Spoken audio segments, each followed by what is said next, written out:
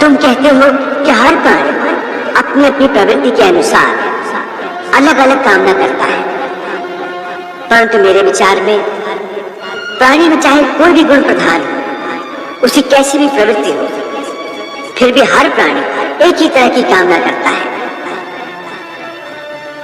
अर्थात हर प्राणी केवल सुख की कामना करता है, दुख की कामना कोई नहीं करता। वो कभी दुखी नहीं होना चाहता, इसीलिए सदा सुख के लिए प्रयत्न करता रहता है, चाहे वह मनुष्य राजा हो या रंक हो, स्त्री हो या पुरुष हो। तुम ठीक कहते हो अर्जुन कि सब सुख की कामना करते हैं, परंतु सुख की परिभाषा हर एक व्यक्ति की प्रवृत्ति और रुचि के अनुसार बदल जाती है।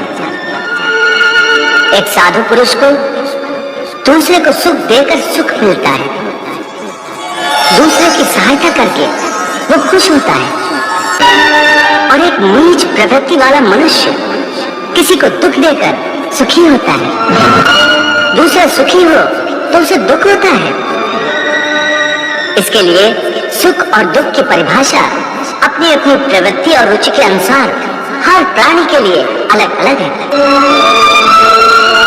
वैसे भी क्या किसी को स्थायी सुख प्राप्त होता है? नहीं होता।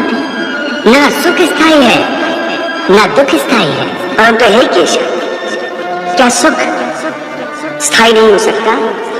सुख स्थायी कैसे हो सकता है पार्थ? ये संसार तो परिवर्तनशील है, यहाँ हर क्षण परिवर्तन होता रहता है पार्थ। परिवर्तन तो प्रकृति का नियम है, यहाँ कोई भी वस्तु स्थायी नहीं होती। तुम्हें याद होगा, मैंने तुम्हें पहले ही बताया था कि हमारे शरीर की अवस्थाएं भी स्थायी नहीं है। फिर सुख और दुख कैसे स्थायी हो सकता है? इसका अर्थ है कि सुख के साथ साथ मनुष्य को दुख भी भोगना पड़ता है। हाँ पार्थ, सुख और दुख एक ही चक्र के दो अर्ध भागों की भांति है। ये चक्र चलता रहता है, चलता रहता है।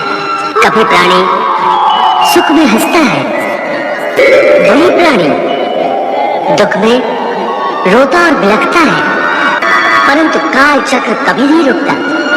सुख दुख का यह चक्र चलता ही रहता है, और मनुष्य के जीवन में सुख और दुख लगातार आते जाते रहते हैं। न चक्र ठहरता है, न ही सुख या दुख मनुष्य के जीवन में ठहर पाते हैं। यदि सुख आया तो वो सदा नहीं रहेगा, और यदि दुख आया तो वो भी सदा नहीं रह पाएगा। इसलिए हे पार्थ, अनासक्ति योग के द्वारा कामनाओं पर विजय पाना अति आवश्यक है, क्योंकि कामनाओं की पूर्ति होकर भी कभी नहीं होती। मनुष्य बूढ़ा हो जाता है, परंतु आसक्ति जनित कामनाएं कभी बूढ़ी नहीं होती, कभी बूढ़ी नहीं होती। पार्थ, एक कामना अनेक कामनाओं को जन्म देती है। हर कामना के साथ मनुष्य की तृष्णा भी बढ़ जाती है, और तृष्णा के साथ असंतोष भी बढ़ता जाता है। फिर ऐसे असंतुष्ट मनुष्य को, जो कामनाओं से ग्रस्त है, उसे उचित अनुचित का विवेक नहीं रहता। पार्थ, इसलिए मैं तुमसे कहता हूं कि तुम अपनी कामनाओं का त्याग करके स्थित प्रज्ञ बनो।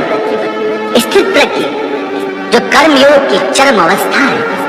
वाह प्रभु वाह, क्या सुंदर बात।